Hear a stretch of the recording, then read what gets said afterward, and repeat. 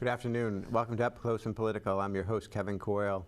I'm here with Mark Osborne today in this special edition of Up Close and Political. Today we're interviewing the candidates for Rockingham County Attorney.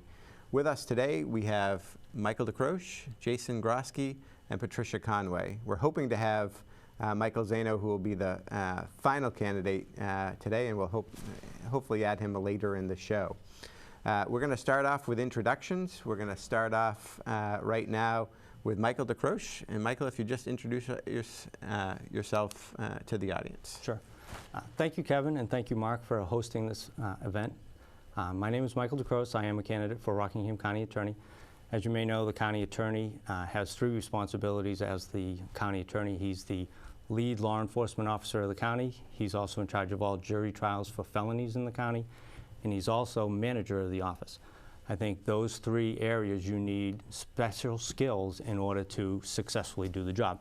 I think my background and my experience over the last 23 years as a prosecutor fills me in to help me do all those three jobs better than any of the other candidates. I've been a prosecutor, like I said, for 23 years. I've done over 100 jury trials, which is what the county attorney's office does. So I've done attempted murder, I've done negligent homicide, I've done a lot of sexual assault cases, major felonies. After I left the county attorney's office, I just started my own business, DeCroce Prosecution, which is directly prosecuting in district court for police departments. I represent 7 towns.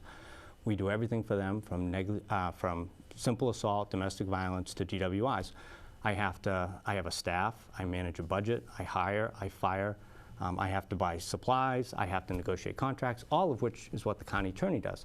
I am the only candidate that actually has real management experience. And I also have a good relationship with police departments throughout the county. I've been supported by 11 chiefs here in the county for becoming county attorney. I live in Fremont with my wife, my 3 kids. We have some chickens and cows, and I do some farming. Thanks. And Jason? My name's Jason Grosky. I live over in Atkinson with my wife and our 3 children. I'm the prosecutor for the Salem Police Department. It's the busiest police department in Rockingham County, and I'm in one of 2 places each day. If I'm not in the courthouse in the courtroom, I'm at the police department working closely every day with officers on their cases, helping them to improve their cases so we have better, stronger cases going forward. I come at this from a different perspective. The county attorney seat is not something that I jumped to run for when the seat became open.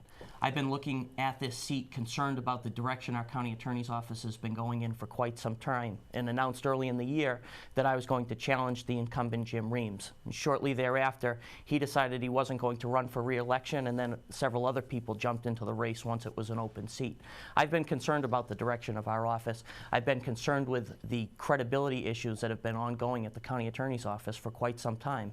And unlike the folks I sit with on this panel, I'm the only person in this race on the Republican ticket that's not a product of the office. I didn't come up through the county attorney's office. That's not where I learned how to prosecute cases. I came up through a different county prosecutor's office, which operated from the top down, high ethics and high standards at all time. And I got my start in a very busy inner city courtroom, trying serious violent cases, abuse cases, gang cases, and violent street crime and drug cases. That's where I got my start. And I've been in Salem on the borders of on the border of crime coming up into Rockingham County for the better part of the past 5 years.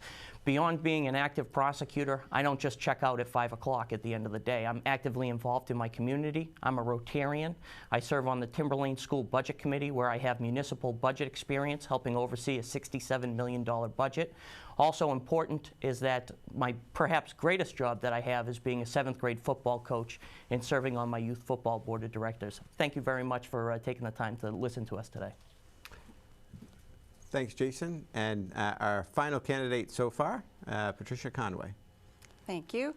Hi, everyone. My name is Patricia Conway. I am an assistant Rockingham County attorney currently, and I've had the pleasure of serving you as an assistant Rockingham County attorney for almost 16 years now.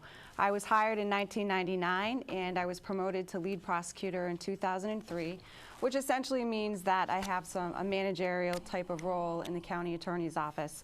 I feel that I'm the best candidate for this position for a number of reasons. Number one, I have a proven track record of honesty and integrity. I have a proven track record of managing and directing other attorneys and staff in the office. I have a proven track record of managing caseloads, not just my own, but the others that I supervise. I also have a proven track record of serving as a liaison between my office and about 20 different police departments throughout the county successfully. And last but not least, I have a proven track record of prosecuting and trying very serious felony level cases for the last 16 years. Additionally, I love my job. I feel I can make a difference. I think if I'm elected as your county attorney, I will make a bigger difference for the citizens of this county. So I'd appreciate your vote and your support. Excellent. And to start the questioning, Attorney Osborne, Thank you very much, Attorney Coyle. or should I call you, Mark, or Whatever you call me is fine with me. Candidates, thank you very much for joining us today. The first question would be, it's now 2014, it's election season. You all have been prosecutors for, if not well over a decade, certainly close to. What is it about this election cycle that made you decide to run for county attorney now? You first. Please. Sure. Actually, I've run for this position twice before. 1996, I ran against Jim Reams while I was in the office, and Bill Hart was my boss, and I lost in the primary. And then after he let me go, in 1998, I ran again, lost again to Jim Reams in the primary by a couple hundred votes. So I've always been interested in this job. It's something I've always desired. Because he was a Republican and I was a Republican, I decided I wasn't going to challenge him in a primary. And then when he decided he was not going to run again, I saw an opening and I decided I was going to chase my dream one more time. Thank you. And I've never made a bid for public office before. I have no aspirations of being a career politician or going on to some type of higher office, but I ran for this seat because I've been concerned about the direction that the office is heading in. I've been a prosecutor in New Hampshire for 5 years, and it's taken me over 5 years really to get up to speed in terms of the way the office prosecutes and some of the things that I've been concerned about over time. I think the office too much takes a strong view on crime and punishment for absolutely everybody, and has been overrun with concern about statistics and conviction rates.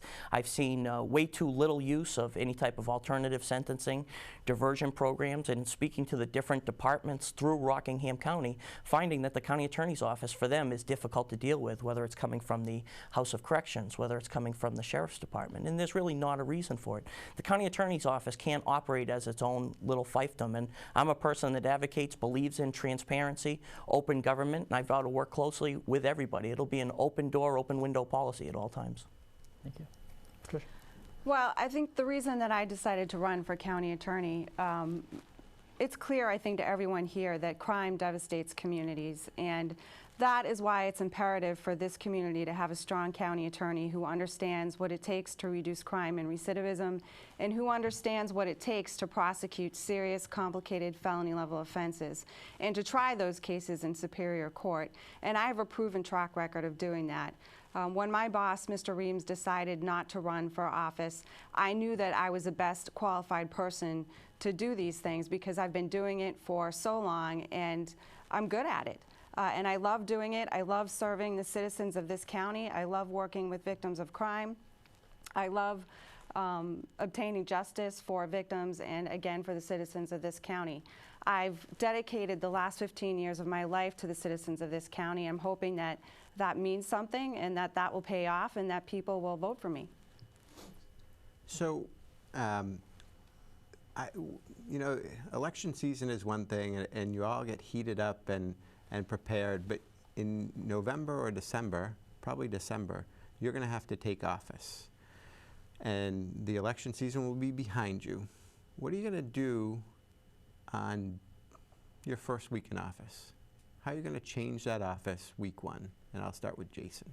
I think the biggest thing for the office itself that it needs is someone that can come in that's not tied into the office, that's not tied into the personalities up there, really to break down the walls. One thing that's concerning to me is that the county attorney's office itself, the personnel on the inside, that it's become a fractured office and operates almost in the stereotyped way we think of police departments from time to time. There are different factions. I think that office is split in factions, and it takes someone who can come in, as a leader to try and work to figure out who's going to be there, who wants to do a good job, and who wants to move the office forward in the right direction, seeking justice on behalf of the citizens of Rockingham County. And that's what I'm prepared to do. I've got a background as a football coach. That's something I work on every day, is trying to bring people together towards a common goal. And I think that's what's needed at the county attorney's office. And the people that are going to row backwards, keep the ship from moving forwards, those people are not going to be there much longer. Pat? If I'm elected as county attorney, I think one of the first things that I would do is I would review all the policies and the operations currently in place and make sure that they are working efficiently and with an eye towards basically achieving justice for every case that we handle. So that's one of the first things that I would do. I would also make it clear to everyone in the office that the policies applied to everyone and that everybody would be treated fairly. And I think that that will improve morale. And when you improve morale, you're going to get a much better work product from folks in the office, and you're also going to get a more cohesive unit. Other things that I would do in the office is I would institute a training program for newly hired assistant county attorneys. I would also institute a policy where the lead prosecutors in every area of our office would have to meet periodically with the chiefs of each police department to make sure that we keep the lines of communication open and that we have a positive relationship with the police departments. And additionally, I would promote alternative sentencing programs. I think that they're important for a number of reasons. They're important, I think, to save money for the taxpayers of this county, and I think they're also important to reduce crime and to keep our community safe. So those are some of the things that I would look at doing immediately if I am elected as the county attorney. Well, Kevin, the first thing I would do is come meet with you and the commissioners and thank you for doing such a wonderful job in the county. Second thing I would do is you'd have to get in there and evaluate all the personnel. There's 18 attorneys, there's 19 support staff. The first thing you got to do is evaluate who you have and who you don't have, who wants to be there and who doesn't want to be there. I would also set strict policies as to ethical and professional behavior. Any violations of any ethical codes for lawyers or professional codes for lawyers, they won't be working for the county attorney's office anymore, and that will be established on day one. And if any of them ever get arrested, no matter what, they're not going to be working for the county attorney's office anymore either. I understood that. When I was with the county attorney's office under Carlton Eldridge, we are held to a higher standard. We need to be put on a higher standard because we have the trust of the county. So you need to live up to that standard, and if you can't do that, then you can't work for the county attorney's office. So I would evaluate personnel, and I would set up that policy, and then I would go from there. Right after you meet with the commissioners. Right after I meet with the commissioners. I just want to have one follow-up question because both of you mentioned something, so I want to ask you the question. You all know that Rockingham County has a diversion program, has had one for many, many years. And this is just a simple question. I don't need a long answer. Mm-hmm. How many cases have you referred to that program? And we'll start with Pat. Are you speaking of the felony diversion program or misdemeanor diversion program? The Rockingham County Diversion Program applies to whomever you want, so felony or misdemeanors. Okay. Well, I handle felonies, and I have not referred many to the felony diversion program because it really was not available to us, and that decision came from the top down initially. So we were not using the felony diversion program for some period of time. When Attorney Reams was no longer in charge of the office, we did start using the felony diversion program. We educated ourselves more about the felony diversion program. We've met with the woman who runs the program, and I have referred, I think, 2 cases to the felony diversion program. But prior to that, I did work with defense attorneys on some cases to create our own diversion program where we would have a contract that the defendant would sign and agree to do things like counseling, get his GED, keep a job, and things of that nature. So although we may not have been using the actual diversion program, I have agreed with defense attorneys in the past to create a contract where we can divert a case if a defendant completes a number of task which would serve as rehabilitation, and then if that was completed, the charge would not go forward. I do support the felony diversion program and the misdemeanor diversion program. Michael? The misdemeanor diversion program I haven't used very often, but I did create my own educational diversion program. where if I get someone with drugs, I agree to continue it for a year. If they and their parents sit down and they think their kids could do better in school, we would set a grade bar for them. And then they would have to meet that grade bar, and they would also continue counseling, and they would have to do community service. And I'd get report cards every quarter. And if they continued to do what they were supposed to do, it would go away at the end of it. So I created my own little diversion program for district court. Fair enough. Jason? Well, it's an interesting question because I've heard people throughout this campaign season talk about the need for alternative sentencing, for the need of diversion programs, and that's something I've been practicing for quite a while, but it also caused me to ask the question, and what I found out is that the two fine folks who flank me here, heading into this election season, neither one of them has taken any advantage of the Rockingham diversion program. I'm wondering if they just found out that it actually exists. By comparison, I've sent 32 cases to the diversion program over the course of the last 2 years, by far the most of any agency, any police department in Rockingham County, and I did find, and I think it's encouraging, that Michael has started to use it. It's my understanding between May and June during this election season, he has now sent 3 cases to that program for the first time. So, Who, me or Zeno? you I did? did. Wow. All right. Well, as the only defense lawyer and flanked amongst a bunch of prosecutors, I have to ask a question I think is probably important to all of us. As prosecutors, you're not just attorneys, you're not just advocates, you're also ministers of justice. And when one of you gets elected to be county attorney, you're going to be taking an oath to uphold the constitutions of the United States as well as of New Hampshire.